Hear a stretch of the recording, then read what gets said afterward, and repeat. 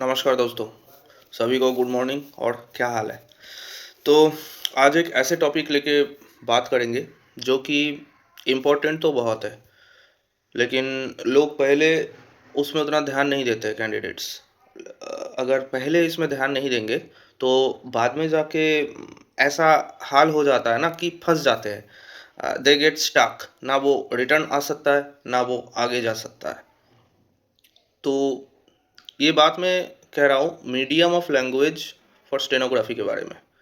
Medium of language for stenography में क्या क्या आता है आपको पता है। जो एसएससी एग्ज़ाम लेते हैं स्टेनोग्राफी का, तो उसमें जितना भी सेंट्रल गवर्नमेंट डिपार्टमेंट या सबऑर्डिनेट डिपार्टमेंट्स मिनिस्ट्रीज़ में भर्ती होता है, दो टाइप का स्टेनो रहता है उसमें, एक हिंदी स्टेनो एक इंग्लिश स्टेनो।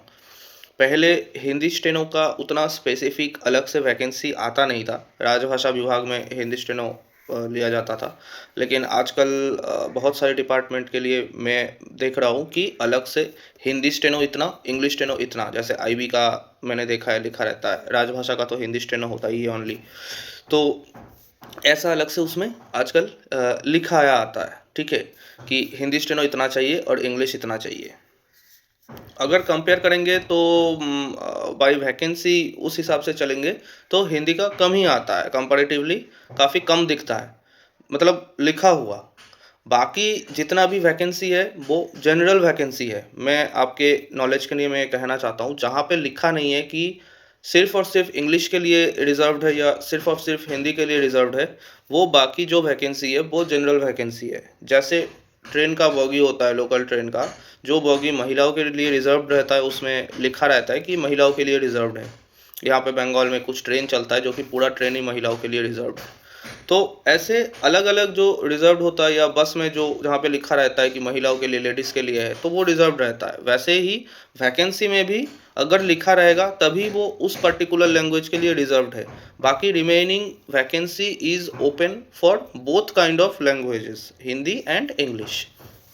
अब आते हैं कि जो पॉपुलर परसेप्शन है उसको लेके थोड़ा बात करते हैं कि इंग्लिश ही सीखने से आपको स्टेनो मिलना ज़्यादा आसानी है, इंग्लिश ही सीखना है। तो इस चीज़ के बारे में बात कर लेते हैं। तो बात यह है कि मेरा अपना एक्सपीरियंस से मैं बता रहा हूँ। जैसे मैंने जब जॉइन किया था, we had one of the largest batches of stenographer in our office, एक साथ में जिन्होंने जॉइन किया था। तो हमारे बैच में करीबन 7 से 8 स्टेनोग्राफर्स थे, एसएससी से सेलेक्टेड हुए थे डिपार्टमेंट में। तो सब एक साथ आ गए जॉइन करने के लिए, सब भारत के हर एक कोने से आए थे। तो उसमें से इंग्लिश का सिर्फ 2 था। एक मैं जो भारत के पूर्वी हिस्से से गया था, दूसरा जो भाई थे वो भारत के दक्षिण हिस्से से गए थे। बाकी सारे हिंदी स्टेनोग्राफर्स थे। और आज की डेट में, आज 7 साल हो रहा है हमारे सर्विस को। तो आज की डेट में वो सारे हिंदी स्टेनोग्राफर्स बहुत ही इम्पोर्टेंट पोजीशंस में बैठे हैं और बहुत वाइटल जो काम है और वाइटल सेक्शंस जो है वो संभाल रहे हैं, रिस्पॉन्सिबल जगह पे काम कर रहे हैं और सब कुछ बढ़िया चल रहा है, कोई दिक्कत नहीं है। हर ऑफिस में मेजॉरिटी ऑफ काम इंग्लिश में ही होता है ऑन एन एवरेज भारत के अंदर। कुछ डिपार्टमेंट्स को छोड़ के ज़्यादातर काम इंग्लिश में होता है। और वो जो ये जो इंग्लिश है ये ऑफिस वाला इंग्लिश है। ये ऐसा, मतलब वो सीबीटी में जैसा इंग्लिश पूछता है या स्कूल में जैसे इंग्लिश हम लोग करते हैं उस टाइप का इंग्लिश नहीं है। ये ऑफिस वाला इंग्लिश है जो कि कॉमन फॉर ऑल है। सभी इसको काम करते करते सीख जाते हैं और इसमें सभी काम कर भी पाते हैं। लोग 30 साल नौकरी करके, 35 साल नौकरी करके लोग रिटायर हो जाते हैं, कुछ नहीं सीख के आते हैं, फिर बहुत कुछ सीख के रिटायर होके चले जाते हैं। तो इसमें कोई डिफ़िकल्टी नहीं है, कोई दिक्कत नहीं होता है हिंदी वालों को, है ना। तो ये नॉर्मल सी चीज़ है और अभी जो है लोग अच्छा खासा काम कर रहे हैं, हैंडल कर रहे हैं, कोई दिक्कत नहीं है काम को, है ना।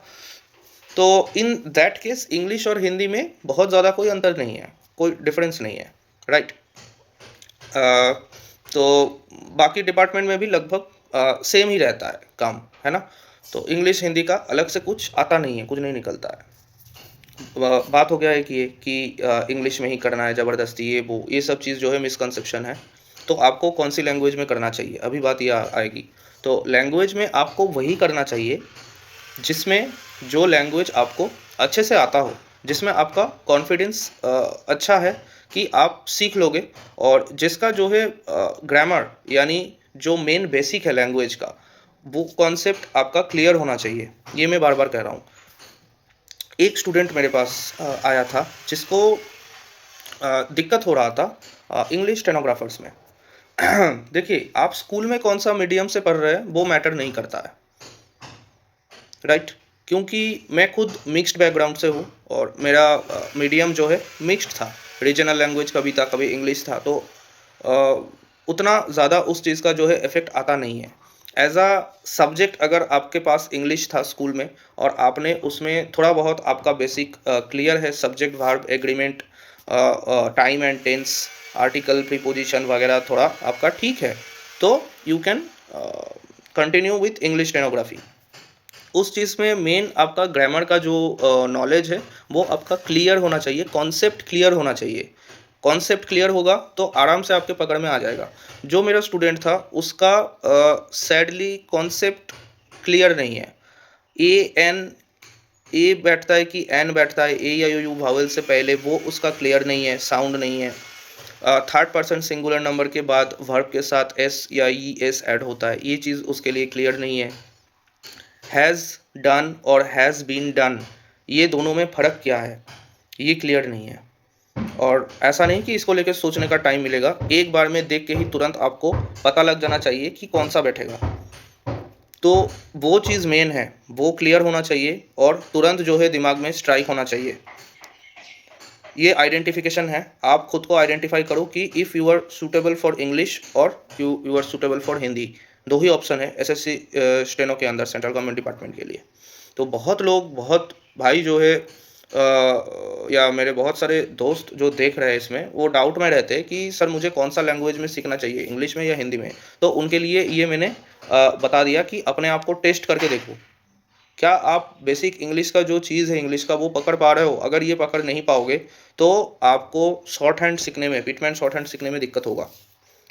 मेरा जो स्टूडेंट है वो कई साल दे चुका है इसमें अलग अलग टीचर के पास, लेकिन अभी तक आज के डेट में उसका कॉन्सेप्ट क्लियर नहीं है।